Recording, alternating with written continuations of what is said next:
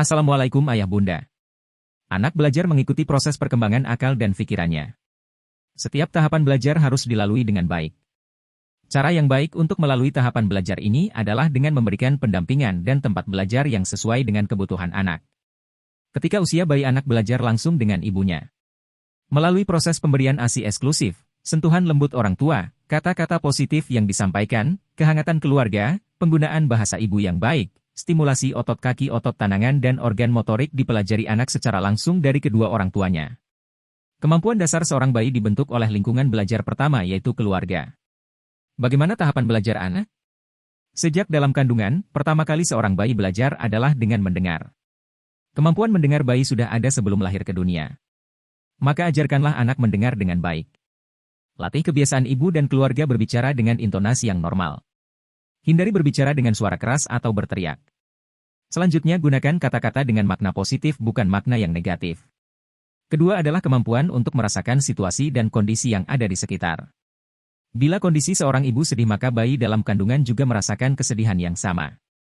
Ketika bayi sudah lahir, dia juga mampu merasakan sentuhan dari kedua orang tuanya.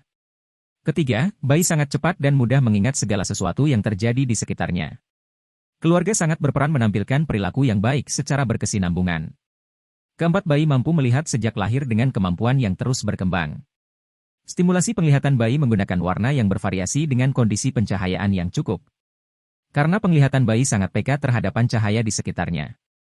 Kelima, bayi belajar dengan meniru segala hal yang dia lihat, dia dengar, dia rasakan setiap perilaku, setiap kejadian yang ada di sekitarnya. Seluruh indera sensorinya menyerap informasi dengan cepat.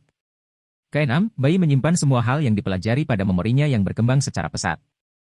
Memori tersebut tersimpan dengan baik di memori jangka pendek dan juga pada memori jangka panjang. Terakhir, setelah bayi menyimpan semua stimulasi di sekitarnya, dia akan mengulangi beberapa stimulasi tersebut secara terus-menerus hingga tuntas menjadi perilaku yang matang pada usia 0 hingga 2 tahun.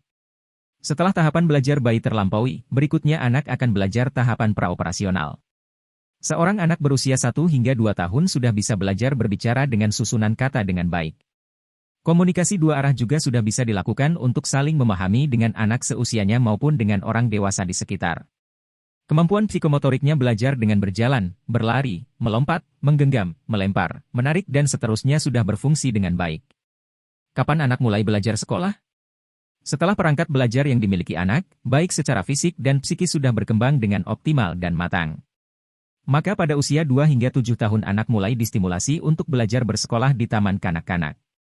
Anak mulai dikenalkan dengan lingkungan sosial tahap berikutnya. Setelah lingkungan keluarga sudah tuntas dilaluinya, selanjutnya anak belajar pada tahapan berikutnya, yaitu lingkungan taman kanak-kanak. Anak mulai belajar mengenal individu lain selain keluarganya. Anak juga belajar berinteraksi, bersaing, bekerja sama, berkolaborasi dengan teman-teman barunya yang berada di lingkungan baru. Pada proses belajar ini, anak akan mengenal banyak karakter baru dari teman, guru, dan juga semua orang di sekitar. Anak belajar bersama pendamping baru, yaitu teman, guru dengan situasi baru, dengan cara baru. Hingga usia 7 tahun anak akan belajar banyak hal di taman kanak-kanak. Ini adalah proses ketuntasan untuk melanjutkan tahapan belajar berikutnya, yaitu sekolah dasar. Bagaimana dampak menyekolahkan anak terlalu dini? Apabila seorang anak tidak melewati proses secara bertahap, maka akan ada proses yang dilewati. Jika ada proses yang dilewati, maka muncul perilaku yang belum matang. Perilaku yang belum matang dan tuntas ini akan menjadi permasalahan pada anak di kemudian hari. Secara intelektual memang ada anak di usia yang masih belia sudah mampu menyelesaikan banyak hal. Namun di sisi lain anak tersebut belum melewati kematangan proses yang lainnya. Kejadian yang umum bisa kita ambil pelajaran adalah anak yang mengalami permasalahan emosi saat masuk sekolah di usia dini, praoperasional. Mereka mampu menyelesaikan materi soal anak di atasnya, namun secara emosi masih belum matang. Sehingga saat ada kompetisi dalam interaksi sosial, anak yang belum cukup umur menjadi emosional dan merasa tidak nyaman dengan teman-temannya.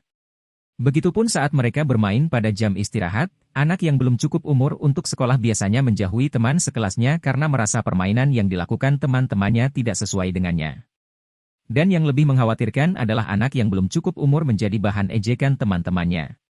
Bagaimana solusinya? Sebagai orang tua kita tidak boleh terlalu tergesa-gesa, bahkan egois. Merasa anak kita sudah mampu segalanya sehingga tidak perlu melewati proses belajar secara bertahap. Keinginan orang tua, ambisi orang tua untuk menjadikan anak sukses berprestasi lebih cepat dapat merusak mental anak itu sendiri. Pada kasus tertentu ada anak yang tidak mau sekolah lagi karena merasa tidak diterima teman-temannya. Ada juga anak yang merasa sudah jenuh dengan pelajaran sehingga tidak mau belajar. Anak hanya ingin bermain dan bermain, dia ingin kembali mengambil masa bermainnya yang hilang karena perilaku orang tua yang kurang sabar menanti proses belajar hingga matang dan tuntas. Jadi tuntaskan masa anak-anak dengan sebaik-baiknya, penuhi kebutuhan anak sesuai dengan usia perkembangannya hingga tuntas. Sehingga pada saatnya nanti mereka menjadi orang tua yang dewasa, bukan orang tua yang kekanak-kanakan. Semoga bermanfaat.